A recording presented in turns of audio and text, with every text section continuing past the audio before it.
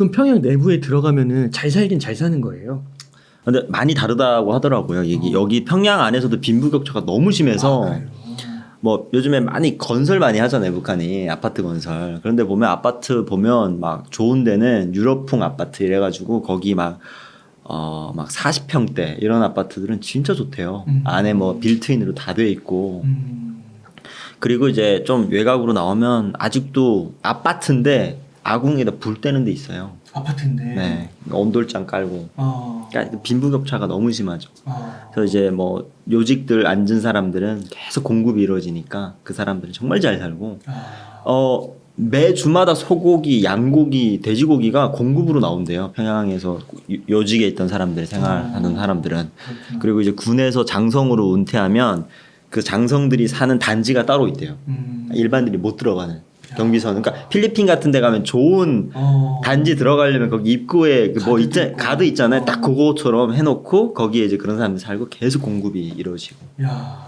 안 그런 사람들은 그냥 처참하게 살고. 그런 사람들은 이제 큰 혜택을 누리니까 이 체제를 깨고 싶지가 않겠네요. 그렇죠. 그래서 사실 1인 독재 체제가 무너지지 않는 이유는 그 주변에 있는 사람들이 더욱 이 독재를 견고히 위해서 서로끼리 이렇게 끌어안고 이거를 지킨다라는 그 원리가 있더라고요. 그래서 우리가 김정은 죽으면 저기 망하지 않겠냐 이런 시선으로 보는데 그건 되게 단편적인 거고 김정은이 유사시에 어떻게 할지를 여기 주변에 사람들이 다 가지고 있어요. 플랜을. 네, 그래서 김주애 같은 것도 지금 올라오고 있고 슬슬 이런 것들이 이 사람들이 김정은의만의 생각이 아닐 겁니다. 이 사람들은 본인들의 이 권력을 유지하기 위해서 어떻게든 이 조직을 이 나라를 본인들 쪽으로 가져가기 위해서 변화를 최대한 안 가져가죠. 계속해서 거기서 이제 그걸 유지하려고 하죠. 그럼 어떻게 더 이렇게 지속될 거라고 보세요? 저는 그럴 거라고 생각이 들어요. 그러니까 북한 체제가 유사 이런 붕괴나 아니면 이제 그런 갑작스러운 변화가 올 것이다. 그걸 대비한다. 이런 시선들도 있고 저 같은 경우에는 사실 김정은 하나 없어진다고 저 나라에 큰 변화가 있을까? 그 밑에 권력자들은 아마 또 다른 방식으로 또 북한을 계속해서 공산화 독재 국가로 운영되지 않을까. 근데 이제 명분은 좀 사라지겠죠. 백두혈통 이게 이제 없으니까 좀 어렵긴 한데 김주애는 또 백두혈통이니까요. 그 김정은의 아들이 없어요? 뭐 있다는 얘기도 있고 없다는 얘기도 있는데 본 사람은 아무도 없으니까 그 농구 선수 로드먼인가요? 네, 로드먼이 가서 이제 본인은 봤다라고 인터뷰를 했더라고요. 근데 걔는 안 나와요. 그리고 또 걔가 또 안 나오니까 뭐 요즘에는 뭐 걔가 장애가 있다. 뭐 이런 얘기도 하고 걔가 뭐 해외에서 공부를 하고 있다 뭐 이런 얘기를 하고 있는데 저는 김주애를 그 정도로 앞에 내놓는 거는 그건 후계자 수업이라고 저는 봐요. 무조건. 왜냐하면 12살. 김정일도 1972년에 공식 석상에 나왔거든요. 네. 그리고 김일성이 1994년에 죽었어요. 그럼 지금 몇 년? 30년, 20년 넘게 따라다녔어요. 아버지를. 그러면서 후계 수업을 받았거든요. 그럼 자연스럽게 북한 주민들한테는 저 사람이 이제 다음 세대를 이끌어갈 사람이다라고 정말 자연스럽게 나무 자라듯이 아무도 눈치 못 채게. 김주애도 아마 그런 작전을 쓰지 않을까 싶어요. 왜냐하면 김정은이 굉장히 힘들었거든요. 본인 아버지가 갑자기 뇌경색으로 죽으니까 갑자기 뜬금포로 올라왔어요. 그러니까 이제 거기에 정리가 안 되니까 뭐 고모부도 처형하고 뭐 여러 보내버리고 그리고 본인의 이 지금 권력을 가지기까지 굉장히 어려운 시간을 겪었다고 저는 생각해요.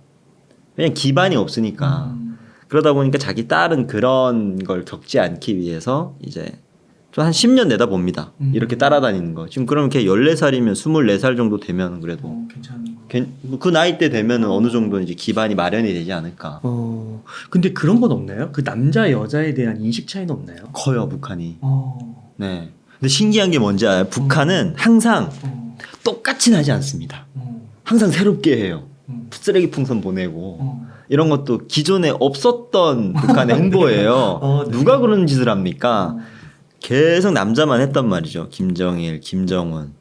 새로운 변화를 가져오려고 아마 김주의 여성을 이렇게 올리지 않을까. 아니면 뭐 대안이 없으니까 그럴 수도 있겠지만 북한 내부에서는 아직 남존여비의 이 어떤 그 봉건적인 시선들이 너무 세요. 여자가 뭐 이런 시선을 가지고 있는 구시대적인 시선들이 많단 말이에요. 근데 이제 김주애가 올라오면 어린애인데다가 여자니까 북한 주민들의 반발이 좀 있겠죠. 그러니까 이게 탈북민들 가운데서도 이게 좀 바라보는 관점이 조금 다르네요. 어떤 분들은 이제 김주애는 여자로서 최고 자리에 섰더라도 쿠데타가 일어날 것이다. 그래서 이게 인정을 못할 것이다. 라는 이야기도 있긴 하더라고요. 그런 건 좀 어떻게 생각하세요? 그러니까 제가 아까 말씀드렸다시피 쿠데타는 북한에는 주민들이 봉기를 일으킬 가능성은 적어요. 정말 불가능한데 쿠데타는 이제 권력 다툼으로 일어나는 거잖아요. 그러면 이제 권력을 가진 자와 뺏길 자들의 어떤 다툼인데 그거를 10년 뭐 앞으로 20년 동안 김정은이 다 교통정리를 할 거란 말이에요. 그래서 김주애가 올라간다고 해도 사실 그 밑에 있는 권력자들이 이 나라를 지배하고 운영을 할 거예요. 그러면 쿠데타의 가능성은 농후하다고 저는 생각하고 요즘에 북한 주민들의 시선이 어떠냐면 누가 올라가던 똑같아. 그냥 그걸 거야. 야, 포기 상태네요. 네, 포기예요. 젊은 친구들 특히나. 아니 김정은이 올라가든 김주애가 올라가든 이설주가 올라가든 문 나라의 변화가 이게 있겠어. 너무 비슷한 게 우리나라도요. 여당이 되든 야당이 되든 누가 되든 똑같아. 똑같아. 그냥 나만 눈 돌아가게 나만 잘 살면 돼. 이주의예요. 그러니까 김주애가 올라가든 김주애 오빠가 올라가든 사실 북한 주민들한테 큰 변화가 없을 거고 기대가 없어요. 실망을 너무 하다 보니까 이제 기대가 없어요. 그래서 저는 쿠데타 이런 거는 우리의 어떤 바램적인 시선이라고 봐요. 아 그럼 너무 좋죠. 북한의 변화, 쿠데타가 일어나면 너무 좋죠. 네, 하지만 그건 우리 너무의 희망적인 사고다라는 생각이 듭니다. 김정일, 김정은 이럴 때 좀 바뀔 때는 좀 기대가 있었나요? 기대가 있었죠. 김정일이 됐을 때는 아버지가 죽고 나서 그때까지는 북한 주민들 북한 망한다고 생각했어요. 아마. 근데 김정일이 3년 동안 유훈 통치라는 걸 해요. 아버지가 죽고 나서 아버지 자리를 내가 어떻게 바로 이어받냐. 3년 동안 공개 행보를 안 보입니다. 그래서 나라가 비상계엄령이 내려져요. 3년 동안. 그래서 김정일이 이제 앞으로 안 나와요. 그러다가 이제 1997년도 1월 1일 날에 김정일이 다박설 초소라는 이제 조그만 이 제일 앞에 있는 이 남쪽과 제일 맞닿아 있는 초소를 찾습니다. 그러면서 김정일의 어떤 역사가 시작이 돼요. 그리고 나서 2000년에 뭐가 이루어졌죠? 남북 정상회담이 이루어져요. 김대중 대통령. 김대중 대통령 만납니다.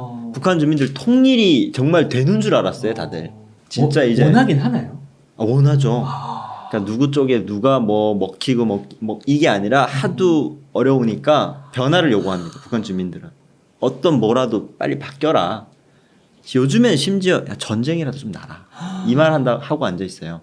전쟁 나서 뭐 누가 죽던 누가 살던 변화가 좀 있어라 이런 얘기를 합니다. 그래서 2000년도에 남북 정상회담이 있으면서 엄청난 기대를 했어요. 그 기대에 또 못 미치게 변화들이 쭉 일어납니다. 남쪽에 금강산, 개성 뭐 이런 데서 막 관광 일어나고 엄청난 지연 물자들이 들어옵니다. 대한민국이 보내온 쌀이라고 해서 그냥 써 있는 대로 그냥 막 들어왔어요. 그때 막 콘돔도 막 오고 막 그랬어요. 우리는 써본 적도 없는데 그런 게 막 오고 그랬습니다. 그래서 북한 주민들이 기대에 많이 찼죠. 근데 한국이 정권 바뀌고 노무현 정권까지 이제 그게 이어져요. 근데 이제 막 될 것처럼 하는데 뭐가 잘 안 돼. 거기서 또 멈춰요. 변화가 없어. 그러다가 김정일이 핵실험을 막 합니다. 그러면서 이제 완전 안보리 제재가 이루어지면서 북한이 이제 많이 사람들이 힘들어지죠. 그렇지만 조금의 희망은 있었어요. 그러다가 김정일이 2011년도에 죽죠. 12월 달에. 그리고 김정은이 이제 잡습니다. 쟤는 좀 다르겠지. 쟤는 젊은 애고 해외에서 유학도 했대. 스위스에서 스키 많이 탔대. 변화가 있을 줄 알았죠. 근데 얘는 더한 거예요. 더 탄압하고 사람들 억압하고. 그러니까 이제는 기대감이 없어요. 사실상 북한 주민들도. 그리고 이제 북한도 시대가 바뀌었어요. 90년대 그 어려움을 겪은 시대가 이제 저희 아버지 어머니 세대인데 그분들이 이제 60대예요. 그럼 이제 북한이 그 나이 때면 남성분들이 이제 슬슬 돌아가기 시작해요. 그러면 그때 어려움을 겪었던 세대는 제 세대거든요. 그때 태어나서 그때 그 시기를 겪은 세대. 그 세대는 뭐냐? 완전히 개인주의, 자본주의의 학습이 되는 친구들. 그러니까 국가의 부름과 어떤 국가를 위한 헌신 이런 게 바닥이에요. 그러니까 지금 북한이 청년들 잡는다고 그런 법을 또 만들어냅니다. 신세대들도 태어나서 학교를 가잖아요. 네. 근데 또 거기서 교육이 뭐 주체사상이라든가 뭐 이렇게 세대 교육이 이루어진다고 하는데 네. 그래도 이게 흡수가 안 되는 건가요? 이제 새로운 세대에게는? 그러니까 이게 가정 교육이 되게 중요하잖아요. 우리가 학교에서 배우고 와서 엄마 나 오늘 이런 거 배웠어 이러면 아버지 어머니 좀 더 첨가해 주잖아요. 근데 이제 제 세대가 이제 북한에서 이제 장가를 가고 시집을 가서 이제 자녀가 있을 거 아니에요. 그럼 애들이 그렇게 오잖아요. 아 아버지 원스님이 최고야 뭐 이렇게 하면 애들은 야 그런 얘기 하지 마. 아 먹고 사는 거 너 셈세기 빨리 한수 배워. 그러니까 이런 식으로 가정 교육이 안 따라가줘요. 네. 그러니까 학교에서 뭘 와. 이제 교육이 이루어지던 집에서 엄마와 아버지가 있는 시간과 그게 영향이 더 크잖아요. 그러니까 그런 식으로 애들이 어렸을 때부터 이제 이 나라에 대한 불만들이 있으니까 아버지 엄마가 이렇게 얘기를 했고 그러니까 그런 것들을 100% 이제 받아들이지 못할 것 같고 북한은 두 개의 얼굴을 가지고 살아가는 나라예요. 그러겠네요. 그러니까 공식적인 석상에서는 만세, 집에 들어와선 돌아앉아서 내 살궁리 찾고 그렇구나. 그렇게 이제 형성이 됐어요 DNA가 사회가. 그 아까 그 신의주 대홍수 그 말씀해 주셨잖아요. 네. 그런데 가서 그 김정은이 가면 막 사람들이 막 울고 열광하잖아요. 네. 그럼 그거는 뭐 어떻게 해석할 수 있어요? 그게 분위기라는 게 되게 중요한 거 아세요? 분위기. 네, 왜냐하면 만약에 사회 실험도 있잖아요. 5명 이상 하늘을 쳐다보면 다 모든 보죠. 사람들이 다 보잖아요. 맞아요. 거기서 분위기를 잡는 사람들이 있어요. 왜냐하면 북한의 2,500만 중에 아직까지 충성심이 100으로 차 있는 사람들이 반은 아니어도 뭐 20% 30% 있죠. 그쵸. 그럼 김정은이 오면 그런 사람들은 미치는 거예요. 그럼 막 만세 부르고 울고 이러면 그게 북한이 원하는 상이잖아요. 그럼 그 분위기가 타여져요. 어쩔 수가 없어요. 이게 되게 재밌는 사례들이 되게 많은 게 2012년 12월 달에 김정일이 죽었잖아요. 그래서 운구 차량이 이제 평양 시내를 쫙 가는데 엄청 춥잖아요. 북한이. 그러면 이제 운구 차량이 이렇게 지나가면 사람들이 다 패딩 같은 거 이렇게 입고 이렇게 추우니까 막 눈이 이렇게 내리고. 근데 아마 자료 영상도 있겠지만 김정은이 이렇게 운구를 잡고 있는데 막 눈이 엄청 내린단 말이에요. 평양 주민들이 이제 딱 서 있죠. 근데 거기서 이제 충성분자라고 해요. 북한에서 충성분자 그런 사람들이 우리 장군님 가시는 길 춥지 말라고 본인이 옷 입었던 거 이렇게 벗어가지고 도로에 뿌리기 시작했어요. 분위기가 얘 뿌리니까 눈치 보다가 야, 안 뿌리면 안 돼. 이거 나중에 찍힐 것 같으니까 나도 뿌리고. 근데 어떤 사람은 이거 어제 산 패딩이거든. 이 비싼 거야. 아 뿌리기 아까워. 근데 다 뿌리고 있어. 막 이렇게 쌓여. 그럼 나도 뿌리는 수밖에 없어요. 이게 분위기가 진짜 중요하다니까요. 어딜 가든. 그렇구나. 근데 그 사람은 나중에 또 좋은 거 주워 입었다고는 하더라고요. 분위기가 엄청 중요해요. 그래서 거기에 울고불고 하잖아요. 한두 명이 해요. 아 정말 그 사람들 충성심이 있으니까. 그러면은 신기하게 한 200명이 울잖아요. 나도 울음이 나와요. 그런 경험 없으세요? 아 있죠. 네. 저희도 군대 가면 뭐 이 정도까지는 아니더라도 군대에서도 약간 이런 그 집합 문화 같은 게 있으니까 어떤 건지 알 것 같아요. 네, 앞에서 막 이렇게 하면 나도 모르게 눈물이 난다니까요. 만세 부르고 있고 나도 맞아요. 약간 조종당하는 느낌으로다가 이게 돼요. 그러니까 이게 그 직장 생활에서도 약간 꼰대 문화라고 해서 예전에는 지금은 이제 많이 바뀌었는데 저희도 세대가 바뀌었잖아요. MZ 세대라고 해서. 네. 근데 그때도 진짜 그랬다고 하더라고요. 막 주말에도 막 그 자기 사장님이나 상관 집에 가서 설거지도 하고 심지어 막 이런 거 있잖아요. 그러니까 그런 차원이잖아요. 이게 그렇죠. 그렇게 승진을 하니까. 그렇죠. 그렇게 만세 부르고 이렇게 하니까 김정은이 여기 있는 사람들 다 걷어다가 야 좋은데 있게 해줘, 뭐 공급해줘. 그러니까 그 사람들도 어떻게 보면 바라는 게 있는 거예요. 와 이렇게 열강해주고 이러면은 또 얘가 베푸는 게 있어요. 야, 그 최근에 저희 그 경기도지사였나 하나 되게 쇼츠로 되게 화제가 됐던 영상이 네. 그 라면을 누가 이걸 끓여와요 좀해 뭐 이렇게 했는데 그걸 이 시간에 일하라고 걱정돼서 그런 얘기에서 되게 열광했잖아요. 그러니까 그렇게 약간 질타성으로 발언하기 전의 모습 그런 게 이제 많이 나타나는 좀 강하게 나타나는 게 북한의 그런 거라고 좀 이해하면 될까요? 그러게요. 그러니까 비교가 좀 다르긴 한데 그분은 이제 나한테 이렇게 하지 말라라고 하는 거 완전 180도 다른 거죠. 북한은 나한테 이렇게 해. 네. 그럼 내가 우리가 이렇게 해줄게. 그러니까요. 이거니까 완전 180도 다른 양상이죠. 이제 그렇게 되는 거구나. 그러면 혹시 젊은 엘리트들도 있을 거 아니에요. 그렇죠. 그러니까 그냥 서민들 젊은 세대 말고 그 젊은 세대 중에서도 엘리트 그런 사람들 가운데서는 좀 이렇게 반발하거나 다른 생각을 품고 있거나 이런 사람들 없을까요? 근데 이게 다 젊은 엘리트가 북한의 기득권이죠. 기득권이에요. 그러다 보니까 이 젊은 엘리트들도 북한의 어떤 혜택을 많이 받고 자란 사람들이고 이거에 대한 변화를 이 사람들은 두려워해요. 얘네한테 주는 혜택 굉장히 많아요. 해외 나갈 수 있는 유학 보낼 수 있는 그 중에서도 뭐 몇 명 오시는 분들이 있잖아요. 젊은 친구들 중에 제가 아는 친구도 뭐 북경에서 이제 유학하다 오시고 그러니까 그런 사람들은 북한의 변화가 있으면 본인의 이 권력 기반이 없어지는 거잖아요. 그러니까 변화가 있다라는 걸 본인들도 깨닫고 알아요. 남쪽 드라마 본인들도 봅니다. 재밌는 거 알아요. 하지만 거기서 그냥 소비하는 걸로 끝납니다. 뭐 정신세계가 바뀌고 어떤 엄청난 변화로 이 사회를 내가 뒤집어 엎겠다. 이거는 사실 가지고 있지 않은 사람들이 변화를 원하는 거잖아요. 네. 근데 이 엘리트층은 일단 북한의 기득권층이고 그 혜택을 대대로 받고 있는 사람들이야. 할아버지, 아버지, 나까지. 심지어 내 자손까지 받을 거라는 믿음과 보증이 있어요. 그런 사람들이 사실 큰 변화를 가지고 올까라는 저는 생각을 해요.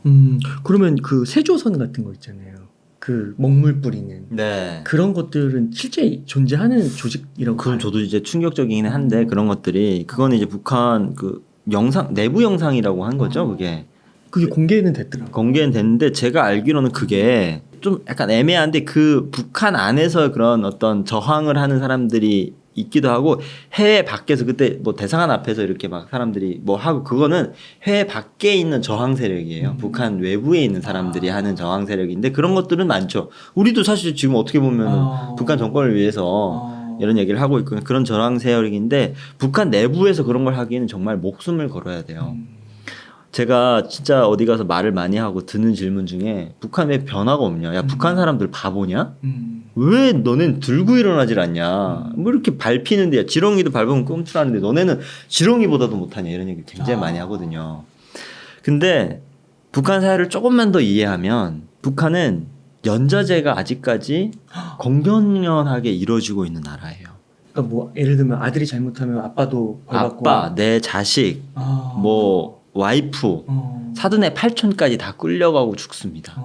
그러니까 내가 신념을 가지고 북한 사회 변화를 가지고 활동을 한다고 해도 내 하나 죽으면 어떻게 내 뜻을 펼치려고 하다가 이제 숭고한 죽음을 맞이할 수는 있지만 내 자식, 내 가족, 아버지, 엄마 무슨 죄입니까? 그러니까 이게 일제 시기보다 더해요.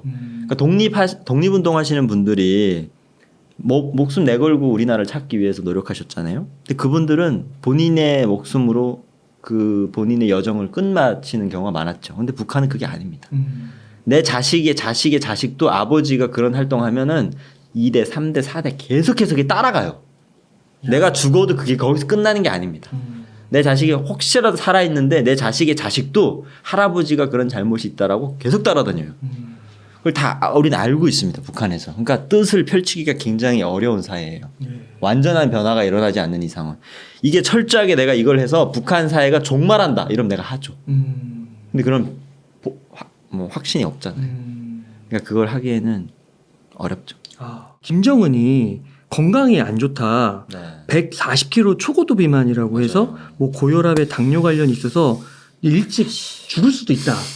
그러면은 아까 또 말씀해 주시긴 했는데 김주애가 한 10년 후계자 수업을 받아야 되는데 그게 또 불가능할 수도 있잖아요. 이 건강 이상설에 대해서는 어떻게 좀 믿으시나요? 아니면 어떻게 저는 믿어요. 왜냐하면 이게 내력이잖아요. 내력 못 숨기잖아요. 뇌경색부터 시작해서. 네, 김일성부터가 내경색이에요. 네, 그리고 김일성이 그 옛날 영상 찾아보면 여기에 이만한 혹이 있습니다. 뒤에. 맞아요, 있어요. 그게 이제 북한 주민들한테 안 보이게 계속 찍거든요. 근데 해외 영상 같은 건 있어요. 근데 그게 암덩어리래요. 그러니까 혹이 다 암이잖아요. 이게 안으로 번지냐 밖에 번지냐가 되게 뭐 내성이야 뭐 이게 있는데, 그러니까 그 굉장히 건강이 안 좋은 집안이에요. 김일성 때부터가. 김일성도 갑자기 이제 맞아요. 죽었고 일찍 젊은 나이에. 김정일 같은 경우에도 저희 할아버지 외할아버지랑 동갑이거든요. 42년생이에요.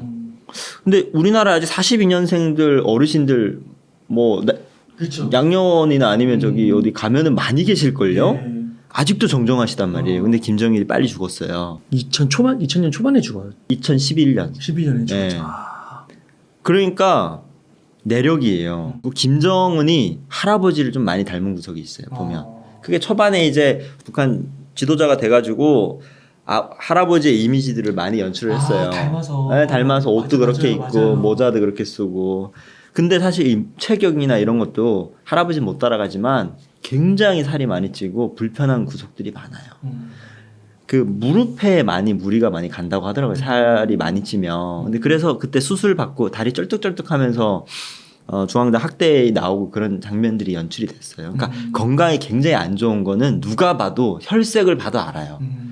그리고 그때 싱가포르에서 정상회담 할 때 우리나라 이제 기자들이 거의 이렇게 가까운 자리에서 그때 자리가 되게 협소해가지고 이제 촬영하고 있는데 김정은이 숨을 굉장히 가빠르게 계시더래요. 그러니까 이 호흡에서 일단 건강이 좀 불편한 것들이 느껴지더래요. 땀을 많이 흘리고 호흡이 굉장히 가빠롭고 그 섹섹한 그 소리도 나고. 네, 나고 젊은데. 그러니까 건강이 안 좋은 건 우리가 다 알고 있어요. 근데 언제 어떻게 될지는 누가 알겠어요. 본인도 모르는 건데 그거는. 그래서 건강이 안 좋고 요즘에 보면 얼굴에 이런 이게 막 그 검버섯 같은 게 이렇게 생겨요. 근데 지금 40대 초반이면 그렇게 생기는 거는 그게 심각한 거잖아요. 사실 대한민국 사회에서 그 정도 건강 상태면 아마 지금 병원 들어가서 빨리 검사를 받거나 뭐 치료를 받아야 되는 건데 그거 지금 안 하고 있으니까 스트레스가 엄청 나겠죠. 한 나라를 다스리고 지금 몇 년이니까 2012년부터면 12년 동안 지금 그리고 또 되게 공포도 있을 것 같아. 내 자리를 혹시 누가 막 이런 것도 있을 것 같고 의심도 많을 것 같고. 그렇죠. 그거는 독재자들이 모두 겪는 뭐 숙명이라고 봐야 되겠죠. 그건 누구나 그렇지 않겠습니까? 그림자같이 계속 네, 쫓아가는. 옛날 왕들도 다 그것 때문에 옆에 사람도 의심하고 죽이고 했으니까 그건 똑같겠죠. 그러면은 혹시 그 김정은에게 조금 이상이 일찍 생기면 혹시 뭐 김여정이나 이런 다른 세력이나 후계자가 생길 수도 있다. 뭐 그런 가능성도 있을 수 있을까요? 근데 이미 김주애를 일선에 내보냈잖아요. 그리고 얘를 데리고 뭐 국방, 뭐 경제 뭐 어디든 다 애를 지금 같이 동행을 하는 거 보면 얘는 확실히 1인자 그래요? 네, 후계자예요. 근데 잠깐 또 등장을 했다가 안 했다가 최근에 네. 또 나오긴 하는 거 같아요. 그게 네. 요즘에 그 작년에 8월 달에 온 친구가 얘기하더라고요. 아까 제가 얘기하려고 했던 한류 3법 중에 청년 사상 교양법이라고 만들어졌는데 그게 청년들한테 하지 말라는 것들을 만들어낸 법 규정이에요. 근데 거기에 뭐 여성들은 머리를 어떻게 기르지 말아야 되고 옷을 어떻게 입지 말아야 실수로 되고 입지 말고 오빠 하지 말아야 되고 한데 김주애가 조선중앙 TV에 나왔는데 그거 하지 말라는 법조항을 걔가 다 하고 있었대요. 맞아요. 그래서 사람들이 청년들이 아니 지 딸은 시키면서 맞아요. 왜 우리는 하지 말라 이런 불만과 어떤 그런 것들이 많아서 북한도 내부적으로 분위기를 좀 살피는 것 같다. 그래서 이제 완전히 옆에 제 명품 다 입고 머리 이상하고 하지 말라. 근데 예뻐 또 그렇게 하니까 그러니까 우리가 하는 거 아니야. 근데 왜 우리 뭐 하지 말라고 해? 그러니까 이런 불만의 목소리를 북한도 약간 눈치는 보는 것 같다라는 생각이 들어요. 그래서 요즘에 보면 김정은이 손잡고 다니고 옆에 앉혔거든요. 근데 뒷자리에 앉히더라고요.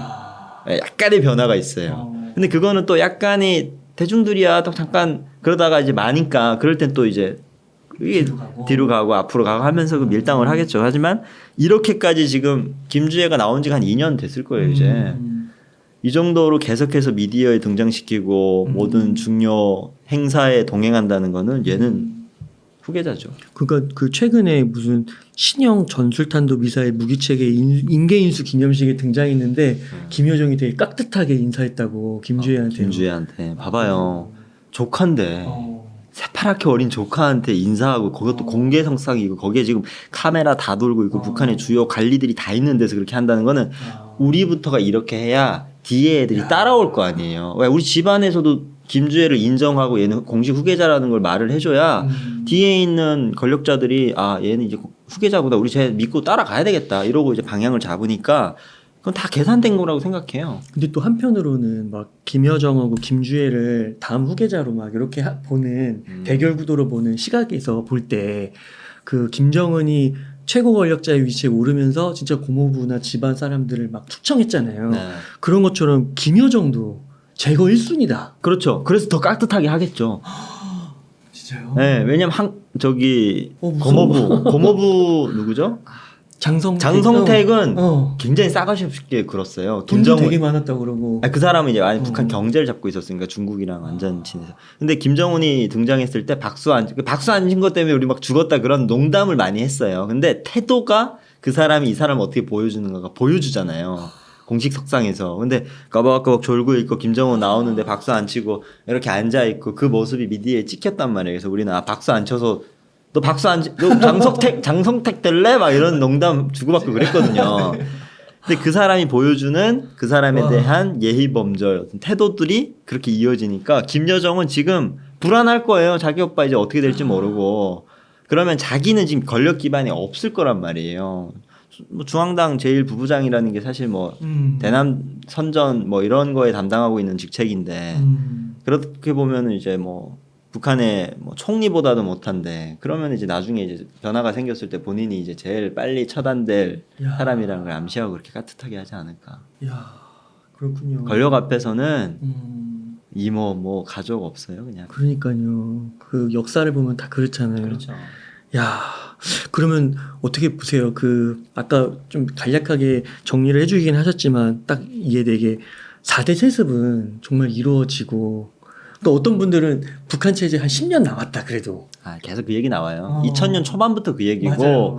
북한의 붕괴설, 북한의 뭐 어떤 변화 이런 거는 계속해서 나옵니다. 근데 그거는 자 우리가 정말 희망적인 사고로 볼 때 그런 거고 객관적으로 들여다보면 북한은 이미 3대 세습도 이렇게 70년 한 게 지금 9년 대사에서 찾아볼 수 없는 역사를 가지고 맞아요. 있잖아요. 유일하잖아요. 맞아요. 그걸 계속해서 갱신할 거예요. 저는 그렇게 봅니다. 네. 아 그러면은 또 한 가지 궁금한 게 그 김정은이 최근에 그 연설에서 뭐 주민, 어르신, 뭐 텔레비전, TV 이런 표현을 썼다고 해서 또 화제가 됐었는데 맞아요. 남한식 표현 쓴다. 이런 것들은 실수일까 아니면은 뭔가 좀 큰 변화가 있는 걸까? 근데 김정은도 지금 40대거든요. 네. 그리고 어떻게 보면은 MZ예요. 아 그렇잖아요. 그렇죠. 우리 선생님 제가 네. 나이가 어떻게 되는지 모르겠는데 네. 사실 요 정도 되면은 MZ라고 할 수 있지 않을까요? 그렇죠. 막 거의 마지막. 네, 마지막에 네. 턱걸이 했잖아요. 네.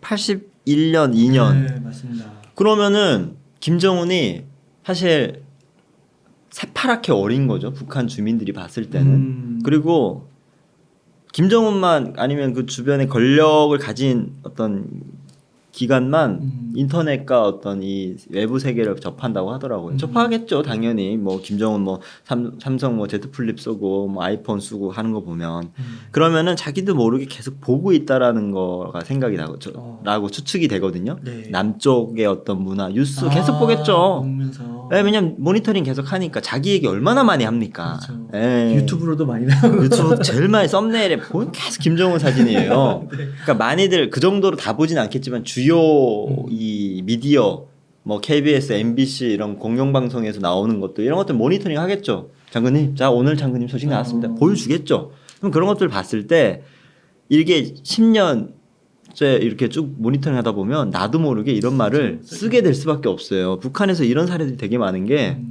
남쪽 드라마 말투를 그러니까 검열하는 경찰이 어린애한테 와가지고 북한 사투리는 원래 그렇게 쓰면 안 되거든요. 야, 밥 먹었니? 네 어제 뭐 먹었니? 이렇게 이제 이게 북한의 어떤 사투리 아니면 밥 먹었어? 뭐 먹었니? 이게 이제 한경도랑 황해도 사투리인데 경찰도 본인 단속해야 되니까 계속 봤을 거 아닙니까? 미디어 시청 이런 것들 접하고 나도 모르게 남은 말들 쓰는 거예요. 야, 너 그러니까 이렇게 쓰는 거예요. 너네 밥 먹었어? 이렇게 본인도 이제 텀텀한 거예요. 네.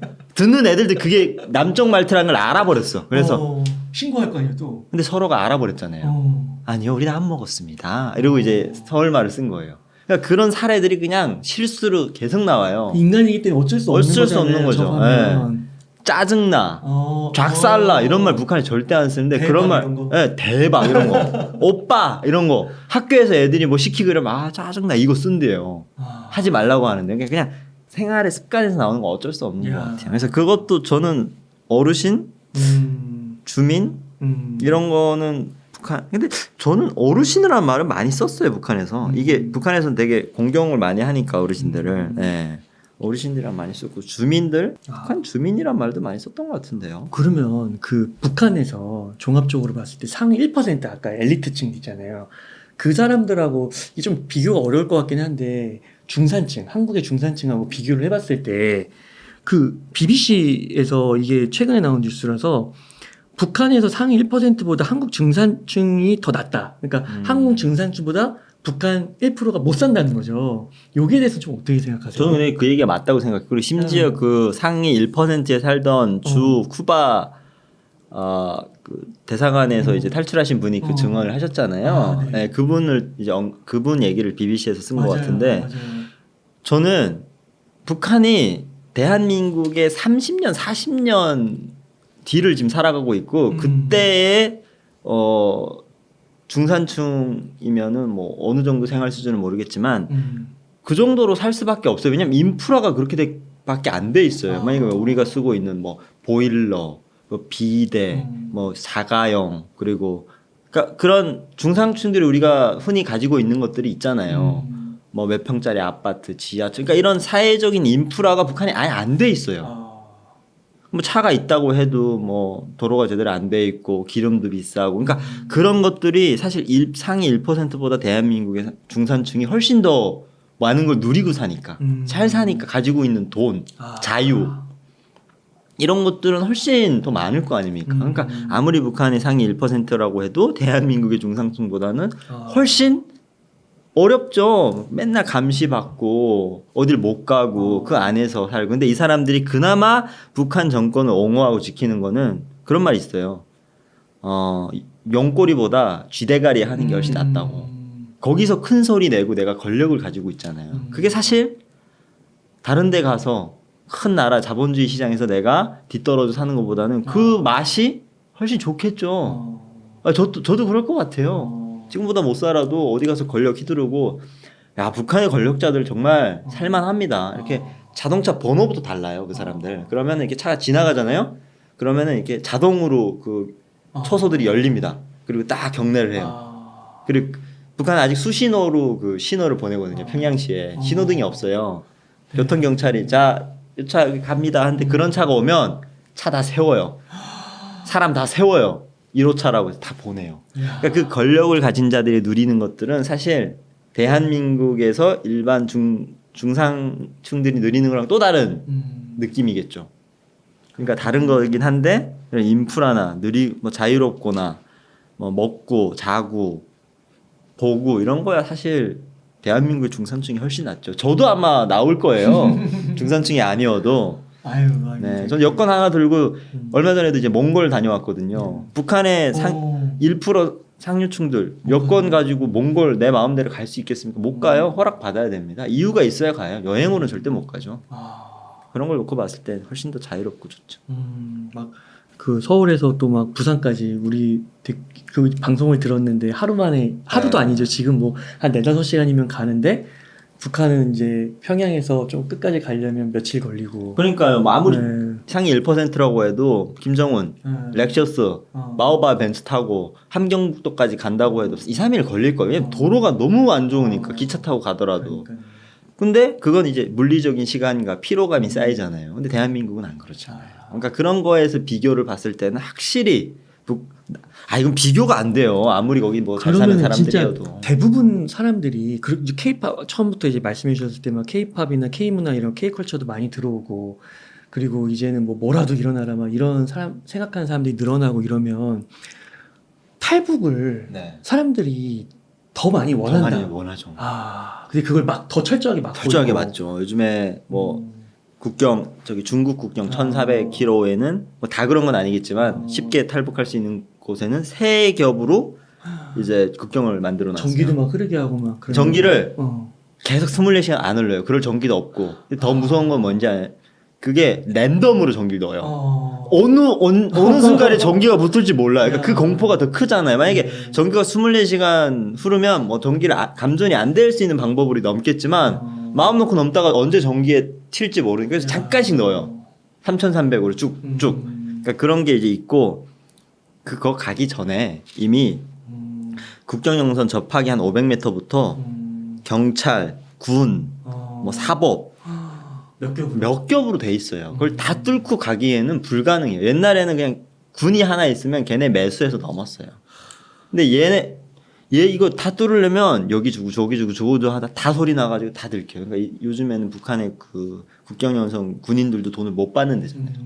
받으면 그 자리에서 바로 제대시키고 감옥 가야 되니까. 그리고 심지어는 그런 걸 다 뚫었어. 정말. 예. 톰 크루즈처럼 그걸 다 뚫어도 만약에 보이면 바로 사격이에요. 기관총을 쏴라. 보면. 그렇게 이제 김정은이 얘기를 하니까 옛날에도 목숨을 건다고 했지만 이거는 그냥 죽어야 오는 거예요.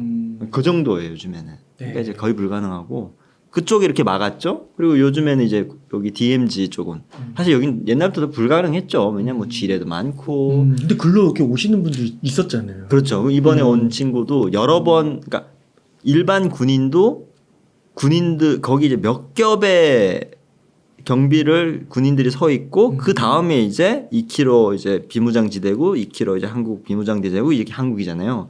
그럼 여기로 오면서 몇 겹을 오면서 들켰대요. 근데 이제 본인 탈영병 잡으러 간다라고 이제 둘러대고 와서 이걸 넘고 이걸 넘고 이걸 넘어서 온 거예요. 대단하네요. 완전 목숨 걸고 하는 거죠. 이게 목숨을 거는 게 아니라 이거는 그냥 난 죽었다라고 생각하고 오는 거죠. 그 정도로. 네, 종합적으로 보셨을 때 이제 10년 넘게 이제 한국에 계시는 거잖아요. 한국이 나은 거죠. 아이고 그거는 말을 진짜 그거는 네. 아우 한국이 나은 점을 연구를 하기 시작했어요. 제가 어떻게 나온지를 정말 북한은 니을 받침 들어간 게 다 없거든요. 그게 뭐예요? 네, 물, 불, 아. 쌀. 사실 우리가 살면서 제일 중요한 것들이 세 개예요. 3대 요소. 3대 요소예요. 니을 받침 들어간 거. 야. 이거 다 없어요. 물 만들려면 여름엔 좀 낫죠. 겨울이 뜨거운 물이 안 나와? 이거 없어요. 그런 시스템이. 뜨거운 물 끓여서 찬물이랑 섞어서 씻어야 됩니다. 불 더더욱 어려워요. 보일러 아예 안 돼 있고 다 장작으로 석탄으로 떼서 방을 덮이고 자기가 살아야 돼요. 쌀 더더욱 없죠. 이건 뭐 장마당 가서 구하기도 힘들고 요즘 없고. 이건 뭐 기초적인 거고 이거 플러스 이동, 통신, 뭐 여행, 와우 너무 많아요. 예, 자유, 내가 직업을 가질 수 있고 가질 수 없는 자유, 때려칠 수 있는 자유. 그런 생각 해보셨어요? 백수가 될 수 있다는 이것도 자유예요. 우리 뭐 백수면 막 고민하고 걱정하잖아요. 북한 사람들은 백수가 되고 싶은데 백수가 못 돼요. 야, 최근에 그 영화 하나 있었는데 탈주. 탈주. 네. 거기서 딱 그러잖아요. 실패할 수 있는 자유. 실패할 수 있는 자유. 그걸 위해서 자기는 간다. 예. 야, 얼마나 멋있는 말이야. 근데 그게 거기 참여했던 친구가 거기 출연도 했는데 그 친구가 그렇게 왔거든요. 그거. 네, 그러네요. 정하늘이라는 친구가 이제 그거를 뭐 언어도 코치하고 그렇게 딱 DMZ로 온 친구예요. 2012년에. 그 친구가 그 말을 들으면서 울었대요. 네. 그리고 저도 많이 공감을 했어요. 네. 그러니까 어떻게 한편으로는 진짜 좀 누리고 있는 게 있는데 너무 거기에 익숙해지다 보니까 그렇죠. 안 좋은 것만 보이고. 그렇죠. 우리는 항상 저희 아버지도 맨날 그래요. 좋은 건 말 안 해요. 불만만 얘기를 하세요. 좋은 건 말을 안 하세요. 이미 좋으니까. 내가 누리고 있는 거니까. 근데 불만만 얘기해요. 소주가 왜 이렇게 약해? 좀 더 세게 해. 빨간 뚜껑 마시면 되잖아. 그러니까 항상 단점만 봐요. 근데 우리가 그럴 수밖에 없는 거죠. 삶을 살면서 편안한 건 이미 내 몸에 익숙해져 있으니까 불편한 것만 요구하고 얘기할 뿐이죠. 오늘 정말 유성님 오늘 정말 얘기들을 이렇게 해주시면서 정말 많은 걸 느끼는 것 같습니다. 정말 뭐라고 딱 정리하기도 힘들게 뭔가 이렇게 통으로 날라와서 확 느낌으로 그냥 보시는 분들이 그냥 느끼지 않으셨을까. 네, 제가 뭐 아는 게 많지는 않지만 그래도 말씀도 주워 잘하시고. 들은 거 그리고 이제 또 박사까지 하시면 좋을 것 같은데요. 석사 너무 힘들어요. 지금. 석사 학기 끝나고 지금 논문 쓰는데 와 지금 탈모 걸릴 것 같아요. 글은 아무나 쓰는 게 아닌 것 같습니다. 네, 진짜. 꼭 박사까지 하셔서 더 리서치 네. 해주시면 정말 좋은 책들이 이렇게 또 전해주시면 얼마나 좋지 않을까. 네, 노력해 보겠습니다. 그러면 저희 끝으로 네. 저희 웅달책방 시청자분들이랑 한 말씀 좀 부탁드리겠습니다. 제가 뭐 되게 얕고 그런 지식으로 여러분들한테 북한에 대해서 말씀을 좀 드렸는데 아마 듣고 싶은 이야기도 있을 거고 저건 좀 아닌데요. 갸우뚱하실 수도 있는데 개인이 그냥 생각이라고 너그러운 마음으로 시청을 해주시면 너무 감사하겠습니다. 그리고 제가 또 어줍지 않게 유튜브 채널 저도 하고 있거든요. 네, 북미남이라고 북한에서 온 사람들의 정말 생생한 이야기, 증언들을 이제 인터뷰하는 그런 채널이니까요. 북한 이야기 더 궁금하신 분들은 북미남 채널 한 번씩 들려주시면 너무 감사하겠습니다. 네, 그 북미남 채널 그 첫 댓글 링크로 딱 한번 고정해서 네, 알겠습니다. 클릭하기 쉽게 그렇게 하도록 고맙습니다. 하겠습니다. 감사합니다. 뭐 오늘 한 인터뷰는 이 정도에서 마무리하도록 하겠습니다. 이렇게 해서 박유성님을 모시고 이야기를 나눠봤습니다. 긴 시간 동안 유익한 이야기 많이 나눠주셔서 감사의 말씀드립니다. 오늘 고생 많으셨습니다. 네, 수고하셨습니다.